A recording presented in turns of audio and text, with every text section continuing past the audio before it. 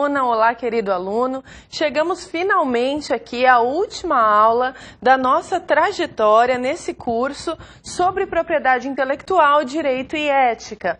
Essa aula nós veremos aí os crimes especificamente previstos na lei que nós já vimos estudando, que é a Lei 9279 de 96, a Lei da Propriedade Industrial. Essa lei prevê os crimes contra a propriedade industrial. Eles estão previstos, então, na própria Lei 9279, eles não estão previstos no Código Penal. Os crimes no Código Penal contra as marcas ou patentes foram revogados. O que vigora agora é o que está escrito nessa lei. Nós estudaremos também alguns conceitos de ética, já que a nossa disciplina se chama Propriedade Intelectual, Direito e Ética. Nós falaremos também um pouco de ética nessa aula para ampliar os seus horizontes e melhorar, aprimorar a sua profissionalização. Então, nós vamos começar pelo título 5 dos crimes contra a propriedade industrial, o capítulo 1, que prevê os crimes contra patentes. Nessa aula, eu reproduzi em slides exatamente o texto da lei. Nós vamos ler atentamente essas tipificações penais, porque eu considero muito importante que você saiba exatamente quais são as condutas de pirataria industrial que são consideradas crime pela nossa legislação, assim como as condutas que são crime de concorrência desleal. Então, vamos começar pelo artigo 183, que é o primeiro artigo que prevê crimes contra a propriedade industrial. Então, aqui no capítulo 1, nós temos crimes contra as patentes. O artigo 183 vai dizer: comete crime contra a patente. Nós vimos que patente é tanto de invenção quanto de modelo de utilidade. Nós estudamos esse conceito. A invenção é uma coisa, é um processo novo que pode ser aplicado industrialmente, enquanto que o modelo de utilidade é exatamente um modelo, um protótipo de um objeto que pode ser fabricado em escala industrial, que também traga alguma inovação ao estado da técnica. Nós vimos então que patentes podem ser de invenção ou de modelo de utilidade. Aqui o crime traz. Aqui o artigo traz crime contra esses dois tipos de patente. Quem fabrica produto que seja objeto de patente, de invenção ou de modelo de utilidade, sem autorização do titular. Então, o processo de fabricação desses produtos é crime contra as patentes. Não é meramente uma infração civil, de caráter indenizatório. E também quem usa meio ou um processo que seja objeto de patente, porque nós vimos que o processo de fabricação de produtos também pode ser patenteado, e aí sem autorização do titular é crime também. A pena é de detenção de 3 meses a 1 ano, conversível em pena pecuniária, em pena de multa, tá bem? E aí nós vemos aí o 184, ainda dos crimes contra as patentes, vai dizer para nós: comete crime também contra a patente de invenção ou modelo de utilidade quem exporta, vende ou expõe à venda. Professora, por que o legislador brasileiro fala vende e expõe à venda? Porque vender é justamente entregar o produto em troca de um pagamento. Expor à venda é simplesmente anunciar que está vendendo, colocar numa banca ou na vitrine. Isso já configura o crime. Então, exportar, vender, expor à venda, ter simplesmente em estoque, ocultar ou receber para utilização com finalidade econômica os produtos fabricados com violação de patente ou modelo de utilidade. Então, comete o crime lá do 183 quem fabrica, e quem aí faz a comercialização, a circulação desses produtos que violam as patentes, comete esse crime aqui do 184. Quem importa produto também que seja objeto de patente, ou modelo de utilidade, ou obtido por processo patenteado sem autorização do titular, para esses fins econômicos, que são os fins previstos no inciso anterior, que não tenham sido colocados no mercado externo diretamente pelo titular, sem autorização do titular, também comete uma figura equiparada aqui a esse artigo 184. A pena também é de detenção de 3 meses a 1 ano, conversível em multa. Depois, ainda nos crimes contra as patentes, nós temos o artigo 185. O que é o artigo 185? Fornecer um componente, olha só, de produto patenteado. Então não precisa ser o objeto inteiro, pode ser só um componente. Fornecer um componente de um produto patenteado, um material ou um equipamento, olha só, para realizar um processo que seja patenteado. Quem fornece qualquer um desses insumos, desde que a aplicação final do componente, material ou equipamento induza necessariamente a exploração indevida do objeto da patente, também sofre a mesma pena de detenção de 1 a 3 meses ou multa. Nesse caso, verifique que o legislador se esforça exaustivamente para comportar todas as condutas possíveis de violação de patente. Até quem fornece um elemento, um mínimo subsídio ao processo de fabricação também comete o crime. O 186 diz que todos os crimes previstos nesse capítulo, esse que nós vimos, 183, 184 e 185, eles se caracterizam mesmo que não atinja todas as reivindicações da patente, mesmo que se restrinja à utilização de meios equivalentes ao objeto da patente. Não tem que ser exatamente o objeto da patente. Podem ser meios equivalentes, semelhantes, que se o processo estiver patenteado, a pessoa estará cometendo o crime. Depois, no mesmo título 5 dos crimes contra a propriedade industrial, nós vamos ver o capítulo 2, que vai trazer para nós os crimes contra os desenhos industriais que nós também estudamos. O artigo 187 diz: fabricar, novamente a figura é fabricar, essa é a conduta típica, sem autorização do titular, produto que incorpore desenho industrial registrado. Olha só, para ser objeto de proteção criminal, o desenho industrial tem que estar registrado. Ou imitação substancial que possa induzir em erro ou confusão. Detenção de 3 meses a 1 ano ou multa, também conversível em multa. Ainda contra os desenhos industriais, comete crime contra o registro de desenho industrial, aquelas pessoas que fazem a circulação também, como nós vimos nas patentes, olha lá, exporta, vende, expõe ou oferece à venda, tem estoque, oculta ou recebe, desde que seja para fins econômicos, objeto que incorpore ilicitamente desenho industrial registrado, ou uma imitação bastante parecida, substancial, que possa induzir em erro ou em confusão. Ou também quem importa o produto, registrado com desenho industrial registrado no Brasil, ou imitação substancial. Para essas condutas, detenção de 1 a 3 meses ou multa. Quem faz a circulação desses objetos. E depois nós temos os crimes contra as marcas, tá? Aqui nós temos o 189. Comete crime contra registro de marca quem reproduz, sem autorização do titular, no todo ou em parte. Atenção, não precisa ser a marca completa. Pode ser apenas uma parte, desde que os consumidores identifiquem e associem a marca original. Marca registrada. Então, a marca, para ser objeto de proteção jurídica, também tem que ser registrada. Ou imita, é aquela pirataria, nós vemos muito em, por exemplo, tênis, artigos esportivos, o nome de uma marca, o seu símbolo corrompidos, para tentar induzir em erro o consumidor, imitando de modo que possa induzir confusão. Ou altera a marca registrada de outra pessoa, de outra titularidade, já posta em produto colocado no mercado. Então tem a marca, a pessoa vai lá e altera aquela marca no produto. Nesse caso, também são crimes com detenção de 3 meses a 1 ano, e essa pena pode ser conversível em apenas pena de multa também.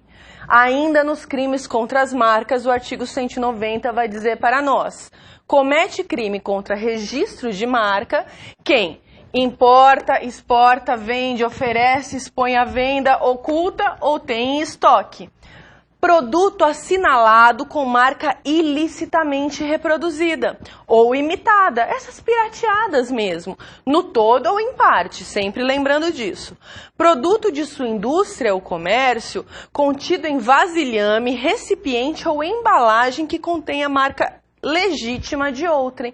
Então, se alguém tem em depósito, vende, oferece, expõe à venda esse tipo de produto pirateado, também está cometendo crime, não é somente quem fabrica ou reproduz. Só que para esses comerciantes a pena é um pouco menor, de 1 a 3 meses, também conversível em multa em todos os casos desses crimes contra a propriedade industrial. E aí nós temos no capítulo 4 crimes cometidos por meio de marca que vão dizer o título de estabelecimento ou sinal de propaganda. O 191 é reproduzir ou imitar, de modo a reproduzir em erro, armas, brasões ou distintivos oficiais, aquelas que não são patenteáveis como marcas, nacionais, estrangeiros ou internacionais, sem a necessária autorização. No todo, em parte, em marca, título de estabelecimento, nome comercial, insígnia ou sinal de propaganda. Nós vimos na nossa aula sobre marcas que as bandeiras ou brasões, sejam elas nacionais ou internacionais ou estrangeiras, não podem ser colocadas em marcas. Se alguém fizer isso, é crime, gente, também. Olha só, pena, detenção de 1 a 3 meses ou multa. E o parágrafo único vai dizer, incorre na mesma pena quem vende, expõe, oferece à venda produtos assinalados com essas marcas. A pena é baixa, mas é considerada uma conduta grave a ponto de ser criminalizada. Depois, é falsa indicação geográfica, falsa indicação de procedência de um produto. Olha só, o 192 vai dizer fabricar, importar, exportar, vender, expor à venda ou ter em estoque, né? Produto que apresente falsa indicação geográfica. Então você fabrica um produto, diz que ele procede de um determinado lugar e na verdade procede de outro, tem falsa indicação geográfica, é crime, detenção de 1 a 3 meses, conversível também em multa. E o 194 traz uma figura parecida, que é usar marca, nome comercial, título de estabelecimento, insígnia, expressão ou sinal de propaganda. Olha só, ou qualquer outra forma que indique procedência que não a verdadeira, ou mesmo vender ou expor à venda produto com esses sinais. São condutas aí que induzem também em erro os consumidores. Vão acreditar que estão comprando um produto de determinada marca ou de determinada procedência e isso não corresponde à verdade. Também detenção de 1 a 3 meses, conversível em multa. Aqui, né, nós encerramos com os crimes da Lei 9279, que prevêem aí crimes contra a propriedade intelectual e industrial. Aí, a lei vem no capítulo 6, determinando as condutas de concorrência desleal. Essas condutas são muito importantes, porque se você estiver numa atividade econômica empresarial, você não pode incorrer em nenhum desses comportamentos. Além de serem altamente antiéticos, também são considerados crimes pela nossa legislação. Olha só, o que é crime de concorrência desleal, então, para a legislação brasileira? Comete crime de concorrência desleal. Olha só. Publicar por qualquer meio falsa afirmação em detrimento do concorrente.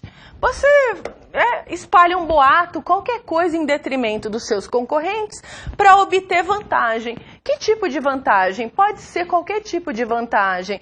Piorar a aceitação dele no mercado, atrair indevidamente clientela, atrasar os prazos de entrega das mercadorias deles, qualquer tipo de vantagem.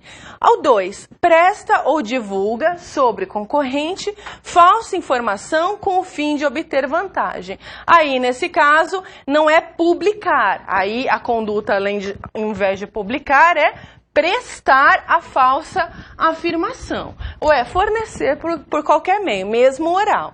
Depois o 3 emprega meio fraudulento para desviar em proveito próprio ou alheio, desviar clientela por meio de fraude, não por meio de propagandas e meios lícitos.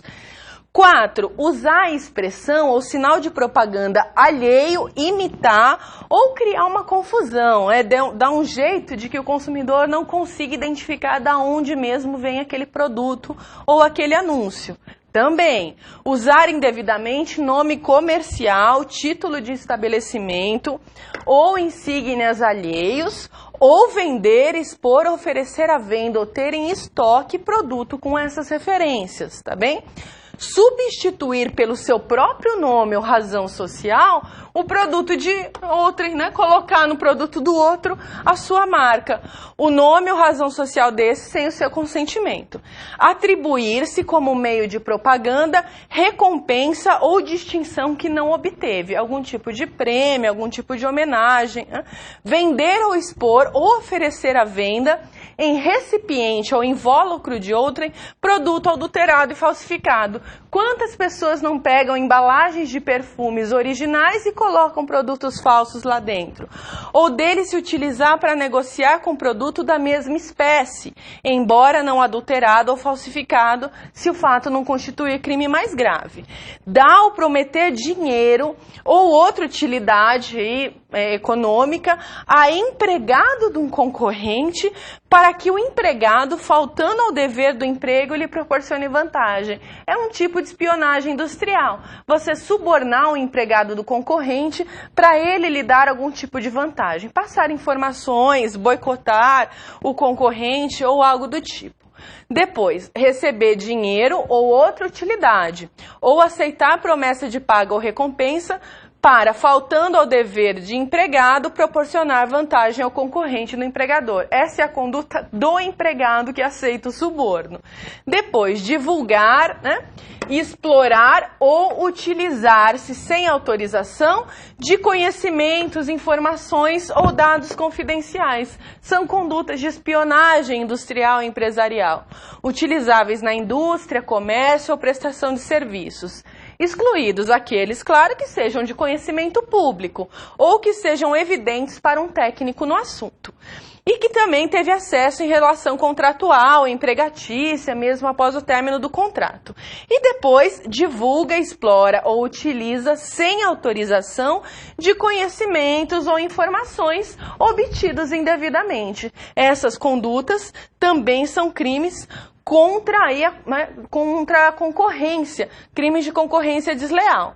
Vender, expor, oferecer à venda produto declarando ser objeto de patente depositada ou concedida ou de desenho industrial sem que verdadeiramente sejam, ou mencionar em anúncio ou papel comercial como depositado ou patenteado sem o ser, também é crime.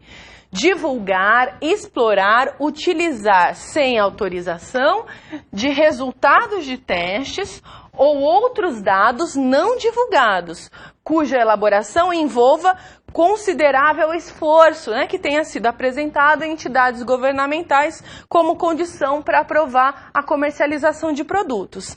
Para todas essas condutas, a mesma pena, detenção de 3 meses a 1 ano, tá bem? E aí inclui-se nas hipóteses a que referem-se os incisos 11 e 12 que nós vimos, o empregador, o sócio e o administrador da empresa. Quais eram os incisos 11 e 12 que nós vimos aqui? Olha lá, os incisos 11 e 12 vão trazer aqui pra gente, divulgar ou explorar as informações indevidamente, divulgar ou explorar sem autorização esse conhecimento, colocando aí na fabricação dos seus produtos. Esse empregador, sócio ou administrador da empresa também se enquadra como sujeito ativo para aquelas condutas criminosas. Então, essa lei, a Lei 9279, prevê todos esses crimes de concorrência desleal. Agora, tem uma questão. Vocês repararam que as penas são bastante baixas? O máximo que uma pena chega é de 1 ano de detenção, podendo sempre ser conversível em pena de multa, porque o legislador fala ou multa. Então, quando você tem tantas condutas criminalizadas com penas tão baixas, nós chamamos isso de direito penal simbólico. Um direito penal que ele tem a função, ele tem uma tentativa pedagógica de educar as pessoas para que elas não tenham condutas imorais ou antiéticas. Essa seria talvez a melhor relação que nós poderíamos estabelecer entre direito e ética, aqui entrando já nos nossos conceitos sobre ética. Você percebe que o direito, então, muitas vezes faz um esforço de impor comportamentos éticos para os indivíduos. Só que o direito tem 2 limitações. A primeira é que ele só atua num caráter pós-violatório. Ele só vai incidir depois que a pessoa já cometeu aquela violação. Então, na verdade, ele não evita propriamente, ele vem e aplica a pena sobre quem cometeu o crime. Ele tem essa capacidade de evitar que as pessoas cometam o crime. Muita gente acredita no direito como se ele tivesse esse poder mágico de estar criminalizado significa que as pessoas não vão fazer aquilo. E não é verdade. Essa função preventiva do direito, ela é muito pouco eficaz, mas muito pouco eficaz mesmo. Nós sabemos disso na nossa sociedade. Então o direito tem suas limitações. Por mais que ele queira ter uma vinculação com a ética e trazer aí a construção de comportamentos éticos para a sociedade, dificilmente ele vai cumprir esse papel. E essa função preventiva, ela é menos ainda alcançada quando a pena é tão baixa, porque a pessoa vai pensar no custo-benefício. Ora, se eu falsificar produtos, quanto eu posso lucrar com isso? O que eu posso perder? 1 ano no máximo? Não, nem chega a ser preso. Provavelmente vai pagar uma multa. As pessoas correm o risco. Então tem que tomar cuidado com essa ideia de que o direito é sempre o salvador da pátria, que criminalizar condutas é solução para os problemas e os dilemas éticos e morais da nossa sociedade. Daí a importância de nós falarmos um pouco sobre ética. Nós precisamos cultuar esses valores éticos para alterarmos a nossa conduta e constituirmos uma nova cultura na nossa sociedade. Esse é o melhor caminho, e não a criminalização. E aí nós vamos para uma diferença entre moral e ética. Moral e ética são a mesma coisa? Olha, a moral, ela é todo um conjunto de valores que uma determinada sociedade cultiva, né? Que uma sociedade constrói, cultiva para orientar um comportamento considerado desejável naquela sociedade. A ética, para muitos autores, é definida como a ciência da moral, como um ramo do conhecimento científico que estuda esses conjuntos de valores, essa gama de valores. Então, ela seria uma teoria da ação justa e moral. Ela tenta teorizar qual é o melhor comportamento. Porém, eu acredito que nós precisamos definir a moral como um conjunto de valores socialmente compartilhados, enquanto a ética, mais que uma teoria sobre um comportamento da moral, ela deve ser compreendida como uma prática permanente, porque de nada vale uma teoria sobre bons valores morais se nós não somos capazes de colocar em prática no nosso cotidiano esses valores. Então, o que seria um bom conceito de ética? A ética é um conjunto de conceitos sobre um comportamento justo que só se completa no momento em que o indivíduo é capaz de aplicar esses conceitos no convívio com as outras pessoas. No momento em que você... Então, quando você é um sujeito ético, quando você consegue colocar em prática, em cada ação do seu cotidiano, esse conjunto de valores considerados morais, considerados adequados. E o que seria esse comportamento ético no ambiente de trabalho? Ora, Ser ético é fazer o bem, é não prejudicar, pelo menos, as outras pessoas. E no ambiente de trabalho, é fundamental que nós sejamos éticos. Todos nós sabemos o quanto é hostil, o quanto é desagradável viver num ambiente de trabalho em que todo mundo tenta prejudicar o outro. E essa é uma péssima estratégia para se sobressair no ambiente empresarial ou no ambiente corporativo. Não sei se vocês se lembram daqueles reality shows que aí procuravam selecionar um bom candidato para um ambiente corporativo, de grandes empresas, de grandes indústrias. Sempre era colocado em questão a ética. A ética é um valor fundamental procurado pelas empresas hoje. Então você está equivocado se acha que puxando o tapete dos outros é a melhor estratégia para subir na carreira corporativa. Não é verdade. A melhor estratégia é ser colaborativo, é ser proativo, é ser prestativo e exercer as suas funções adequadamente. Então, o que seria aí um comportamento ético para um profissional? Eu selecionei alguns tópicos fundamentais. Primeiro, a realização ágil e atenta no ambiente de trabalho apenas de tarefas relacionadas ao trabalho. Daí não há necessidade das empresas ficarem restringindo o uso de internet, porque a pessoa que se comporta eticamente não vai ficar resolvendo questões pessoais, entrando em rede social, assistindo vídeos que não contribuem para o seu trabalho, porque ali é o momento de se dedicar ao trabalho. Respeito às normas da empresa, as regras e normas da empresa, além da legislação brasileira, é óbvio, isso é fundamental. Tratar com respeito colegas, qualquer que seja a sua posição hierárquica. Isso aqui é fundamental, porque tem gente que chega a uma condição hierárquica de comando, de chefia e acha, né, que se transformou numa divindade. Ora, ninguém é chefe. Todos nós estamos ocupando alguns cargos. E para ocuparmos adequadamente, temos que entender que trabalhamos em equipe, somos todos colaboradores. É esdrúxulo e antiético tratar as pessoas com desrespeito, como se elas devessem se submeter moralmente a você.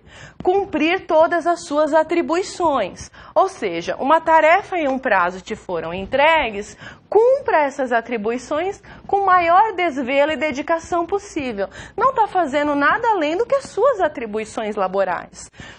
Se você não gosta do trabalho, procure outro. Enquanto estiver naquele, seja o mais desvelado possível. Manter comportamento adequado. O que seria? Um comportamento social que não seja inadequado, sem moralismos, né, de nenhuma espécie. Eu não sou afeita a nenhum tipo de moralismo, mas no ambiente de trabalho, você não pode ficar discutindo, gritando, fazendo piada, né? Comportamentos que não são adequados à seriedade de um ambiente de trabalho. Existem outros ambientes para que nós possamos fazer isso, inclusive é muito saudável que tenhamos amizade no ambiente de trabalho. Não mentir e nem omitir informações.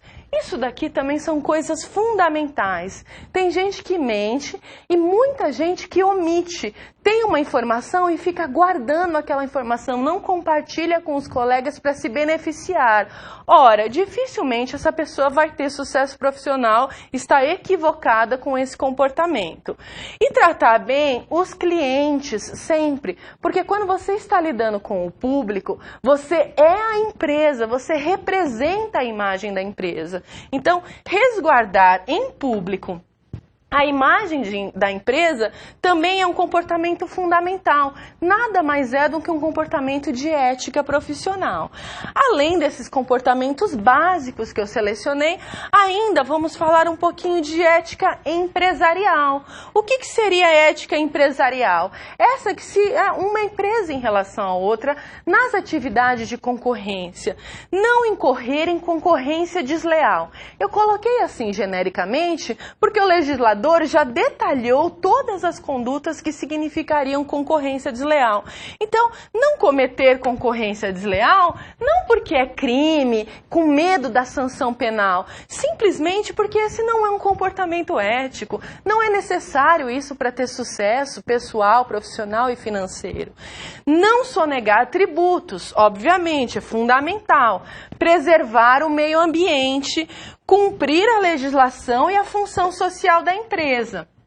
Aqui entra a conscientização da responsabilidade social da empresa, adimplir obrigações trabalhistas e previdenciárias, pagar os direitos trabalhistas e previdenciários. Explorar as pessoas sem pagar direitos trabalhistas é uma péssima estratégia, até porque a Justiça do Trabalho vai obrigar a pagar e a multa será muito dolorosa mais para frente. E respeitar o consumidor. Claro, o cliente como consumidor merece respeito e todo um comportamento ético em relação a ele. Com isso, encerramos e podemos ir para a atividade.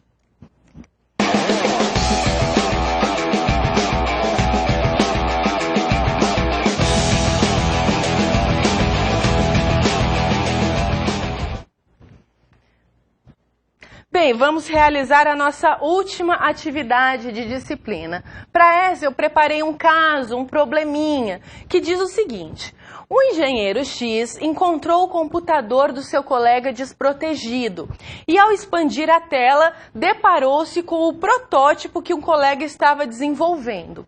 Salvou todos os arquivos em seu pendrive e apagou o conteúdo do computador do colega. No dia seguinte, durante reunião coletiva, apresentou a ideia como sua. Y, que havia visto tudo no dia anterior, contou a verdade a todos. Como podemos classificar as condutas de X e Y? Foram éticas? São crimes? Veja, esse seria um caso que nós poderíamos reivindicar a legislação como proteção? Primeira questão, seria aquele crime do artigo 154A do Código Penal, que é violação de dispositivo informático, já que ele entrou na tela do computador do colega? Não, não seria aquele crime, porque quem deixa a tela aberta, sem nenhum tipo de proteção, está aí suscetível a esse tipo de acesso dos outros. Então, não pode se invocar aquele dispositivo. Nós podemos invocar, então, os crimes previstos na legislação contra programa de computador. É o artigo 182, lá da Lei de Programa de Computador, o artigo 12, lá da Lei de Programa de Computador, violar programa de computador, a Lei 9609? Também não. É algum desses crimes que nós vimos aqui, do 183 em diante, de violação de propriedade industrial, viola aí patente ou desenho industrial, já que é um protótipo que seu colega estava desenvolvendo? Infelizmente não. Nós vemos que pela legislação, para que esses desenhos industriais ou essas patentes sejam protegidas criminalmente, precisa do registro. Como estava simplesmente aí ainda em desenvolvimento, não podemos acusar X de nenhum crime. Então, o que nos resta? Esse desespero que nós temos de achar que o direito penal soluciona todas as questões, não é necessário. Nós diremos que esse sujeito agiu com extrema falta de ética e ele pode ser alcançado pelas penalidades da legislação trabalhista também. Pode ser desligado por justa causa pelo empregador. Isso é algo que pode acontecer. E depois o verdadeiro autor aí pode também procurar as reparações no cível. Nada impede o pedido de uma indenização por danos morais e principalmente por danos materiais. Agora, e a conduta do Y, que contou para todos o que havia visto? Será que a conduta de contar, de delatar colegas, é sempre uma conduta ética? Não necessariamente. Essa conduta é ética quando ela visa proteger alguém ou evitar um dano. Agora, delatar simplesmente pelo prazer de prejudicar outras pessoas não pode ser considerado uma conduta ética. Por outro lado, essa delação dos colegas também não pode ser considerada sempre uma conduta antiética. Não estamos no crime organizado, né? Os criminosos é que acreditam que o X9 é sempre traidor e merece pena de morte. Nós estamos falando de ambiente corporativo dentro do respeito às regras éticas e à legalidade, gente. Então, veja bem, delatar não é sempre também antiético. Quando a pessoa tem por escopo, tem por objetivo proteger alguém ou evitar injustiças, isso deve ser feito. Então, embora as condutas não sejam crimes, a conduta de X é antiética. E a conduta de Y, nesse caso, foi uma conduta ética. E as providências legais ficam para a esfera civil e trabalhista, porque não há ocorrência de crime. Bom, espero que tenha sido bastante proveitoso. Foi realmente uma honra estar aqui com vocês, um enorme prazer estar com você em todos esses nossos encontros. Um fraterno abraço e espero encontrá-lo ou encontrá-lo em outra oportunidade. Com isso, encerramos toda a nossa disciplina. Bons estudos e obrigada!